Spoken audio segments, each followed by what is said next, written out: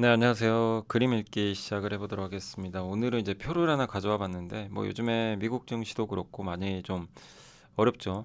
어려운 상황인데, 한국은 또 좋지만, 근데 미국이 지금 고점 대비 10% 이상 빠져서 거기에 대한 이제 얘기들이 많이 나오는데, 미국 증시 이제 제목 그대로 시간이 좀 문제입니다. 뭐냐면, 결국 회복은 돼요. 이게 미국 증시의 장점이긴 한데, 많이 오른 만큼 빠지기도 하지만 또 결국엔 회복되기도 하고. 근데 저 밑에 이 표 중에 가장 아래쪽에 제가 빨간색으로 이렇게 네모 박스 해놓은 게 저게 에버리지 평균이죠. 그래서 미국 S&P 500 지수가 10% 이상 빠진 후에 그 후에 어떻게 됐냐? 일주일 후에는 올랐고요. 한 달 후는 안 좋았어요. 평균입니다. 평균.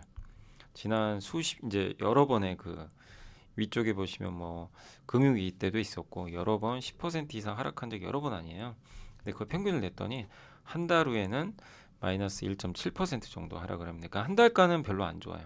근데 3개월 후에는 2% 이상 오르고 6개월 후에는 4% 이상 오르고 근데 이제 1년 후에는 15% 가까이 또 올라요. 이 얘기는 뭐죠? 미국 증시가 10% 이상 조정이 나왔을 때 장기간의 시계열을 두고 투자를 하면 성과는 좋았어요. 다만 단기적으로는 시간이 걸렸다는 거죠. 근데 지금 뭐 트럼프의 정책 불확실성도 있고 하기 때문에 예전보다 더 어려운 상황 맞지만 결국엔 확률적으로는 1년이 지나면 올랐습니다.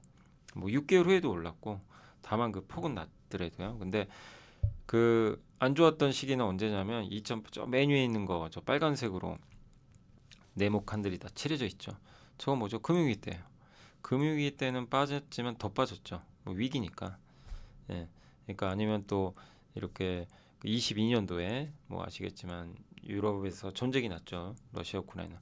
이런 특수한 경기 침체를 가져오는 그런 특수한 상황을 빼고 어떻게 보면 좀 정상적인 상황에서 미국 증시가 마이너스 10% 이상 빠졌을 땐 결국엔 시간을 놓고 보면 다 올랐다는 겁니다. 그러니까 저도 말씀드리고 싶은 게 앞으로 몇 달은 좀 지지부진할 수 있어요. 미국이. 근데 이런 조정을 이용해서 또 포트를 잘 정비하시고 또 하반기나 내년을 대비하셔서 이렇게 투자하시는 분이 뭐 멀죠. 시계열이 좀 가까운 건 아니지만 그런 분들 입장에서 결국 성공을 했다는 거죠. 그러니까 결국 미국도 지금 이렇게 10% 이상 빠진 상황에서 너무 두려움을 갖기보다는 어떻게 좀 포트를 재편할까, 어떤 식으로 전략을 짤까, 그거에 대한 고민이 더 저는 필요하지 않나 이렇게 좀 생각을 합니다. 그동안 좀 미국도 비쌌는데 어쨌든 조정이 좀 크게 나왔고 결국 올려야 될 사람은 이 사람이죠. 트럼프 대통령이 감세 한마디 한다고 외쳐주면 바로 오를 수도 있거든요. 그러니까 트럼프 대통령의 발언도 중요하다. 빨리 좀 외쳐주시기 바랍니다. 감사합니다.